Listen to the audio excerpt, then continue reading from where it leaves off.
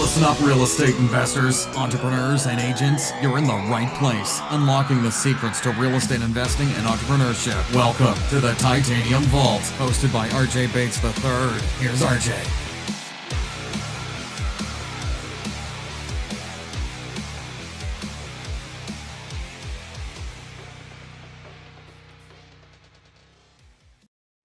Hey guys, welcome to the Titanium Vault. I'm your host, RJ Bates. Today I wanted to do a little bit of a different type of case study than we've previously done on the first four. Today I wanted to talk about the appropriate way, in my opinion, on how to co-wholesale a property. What I mean by co-wholesale is that you can be in one of two positions. You could either be the person that owns the equitable rights to the property. So you have located the motivated seller and you have contracted the property. You could be in that position. And more often than not, when you need to co-wholesale somebody, it's because you don't have the cash buyer or the end buyer to purchase the contract from you, or who you're trying to assign the contract to. You don't know that person. So you're reaching out to someone that's either more well-connected, further along in their career, has a larger buyer's list, has a specific type of buyer. Maybe it's a land deal and you don't have land buyers, or whatever the different scenarios are, there is a time and place to co-wholesale a property.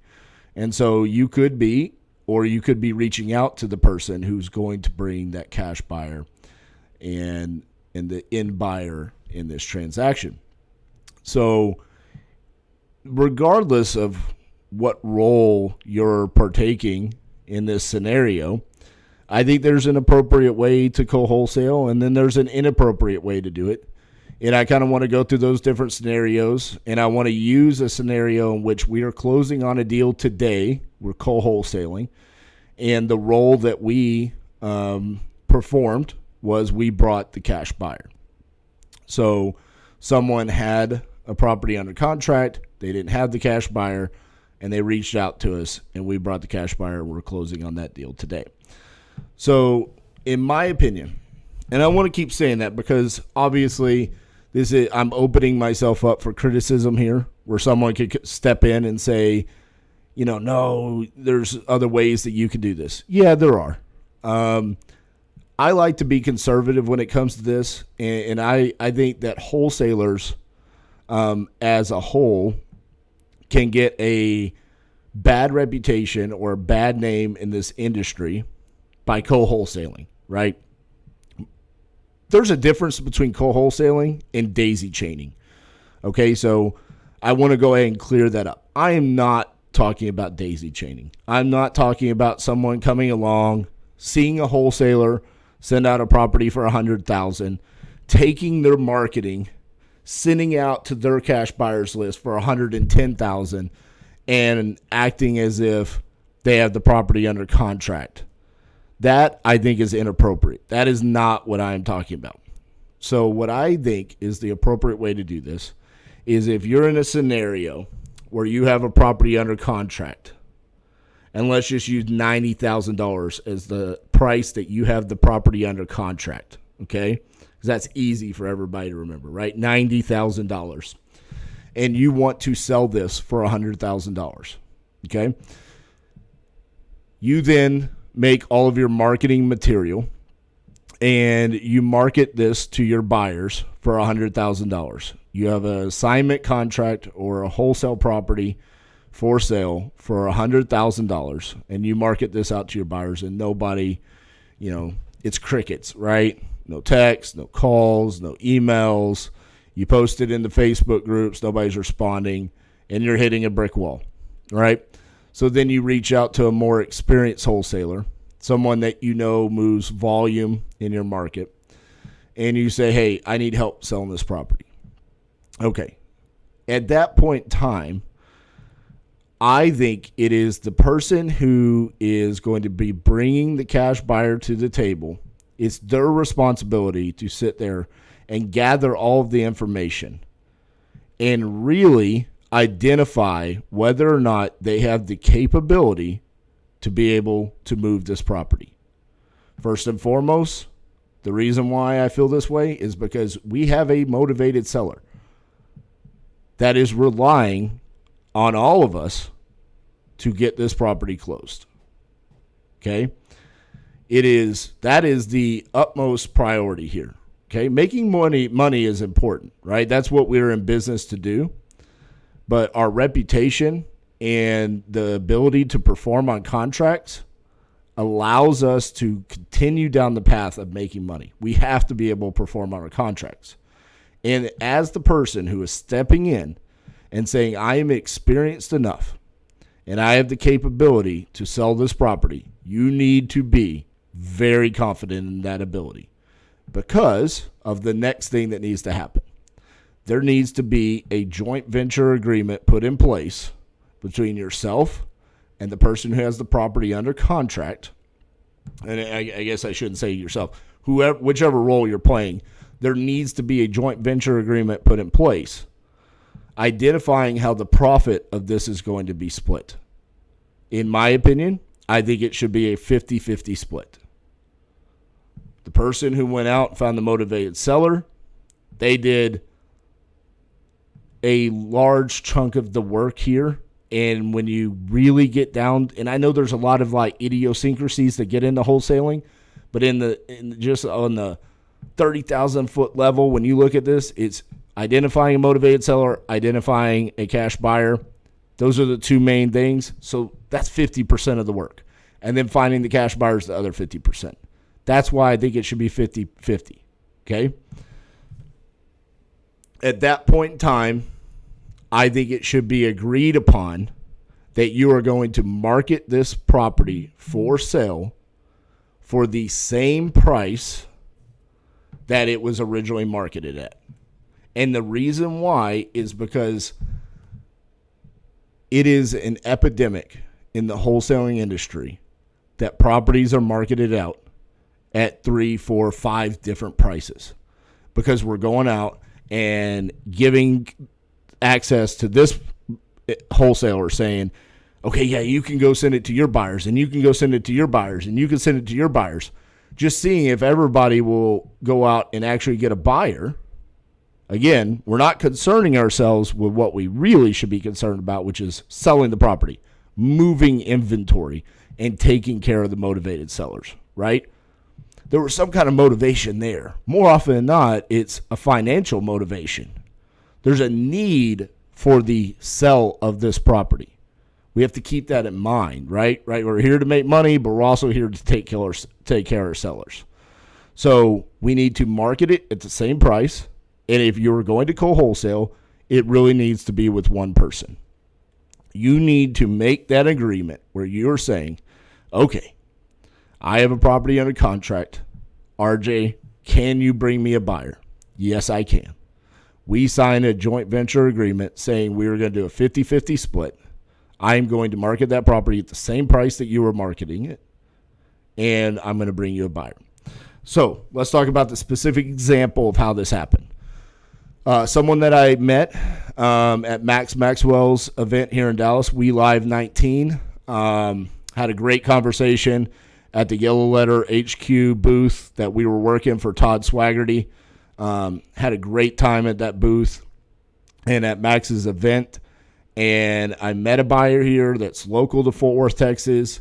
He's a newer wholesaler. I think he had done a couple of properties.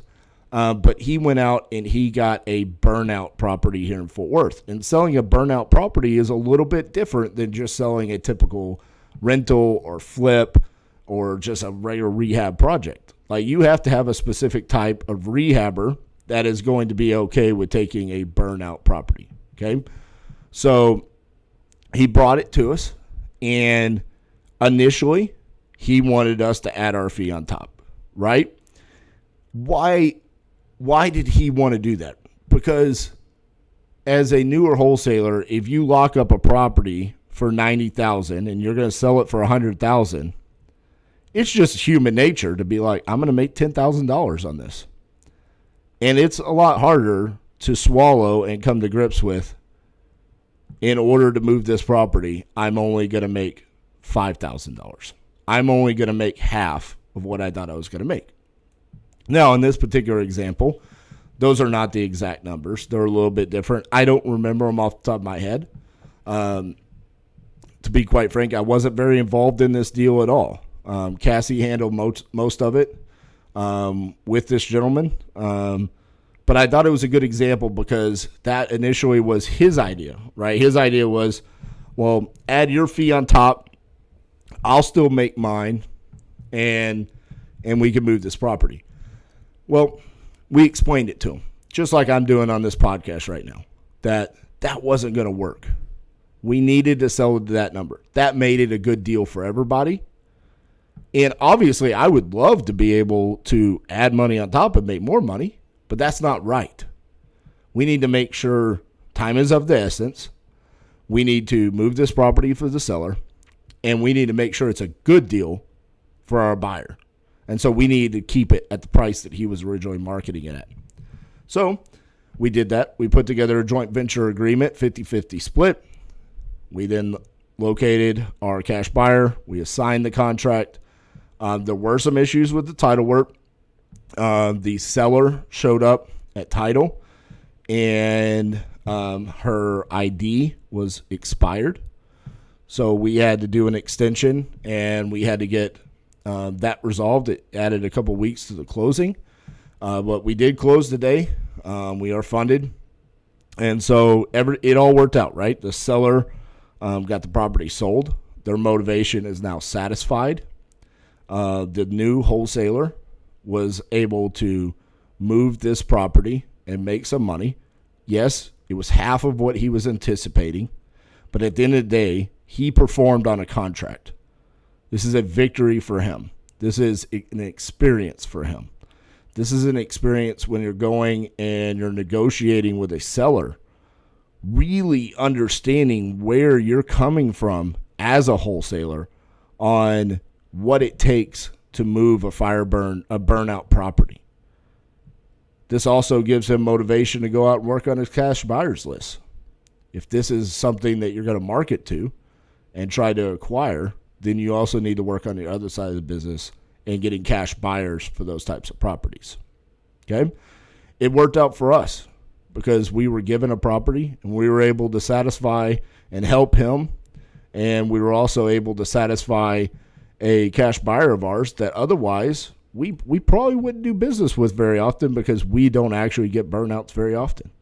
So it was a very beneficial transaction across the board. Maybe not so much financially, but as far as satisfying different aspects of our business, it was. And that is how I think co-wholesaling should be done across the board. This would eliminate daisy chains. This would eliminate poor reputation that wholesalers have for sending out properties at different price points.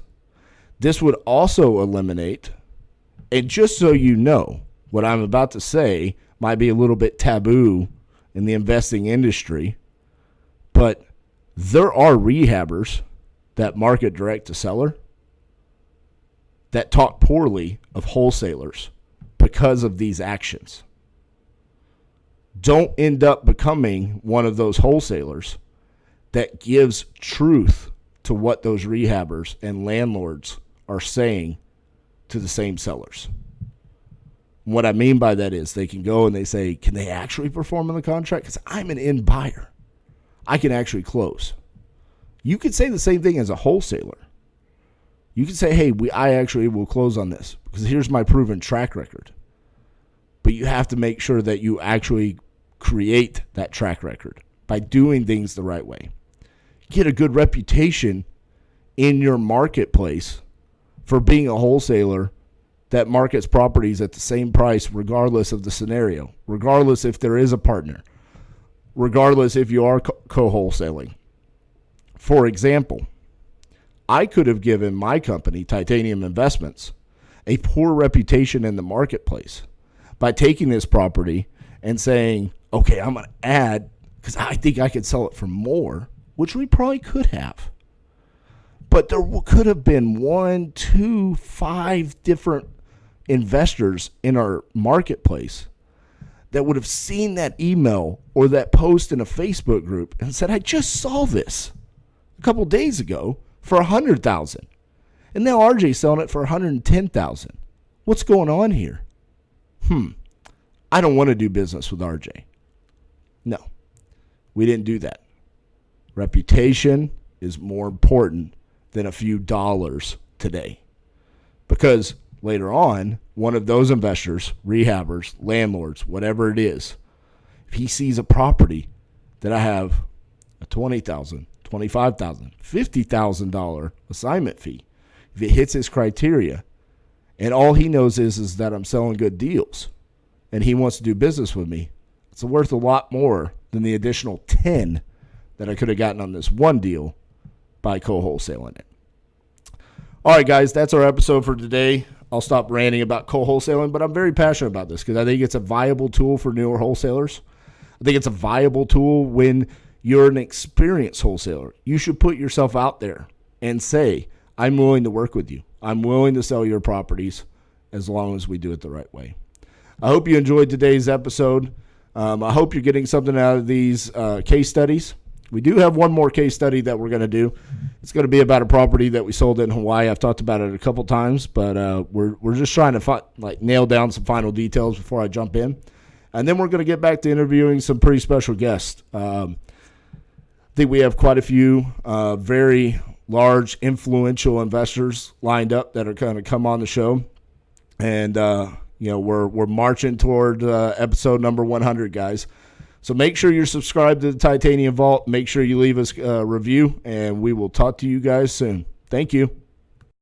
Thanks so much for listening to the Titanium Vault with your host, RJ Bates III. For more info and to stay up to date, visit www.podcast.thetitaniumvault.com and on facebook.com/The Titanium Vault. If you enjoyed the episode, please rate and review, and we'll catch you next time on the Titanium Vault.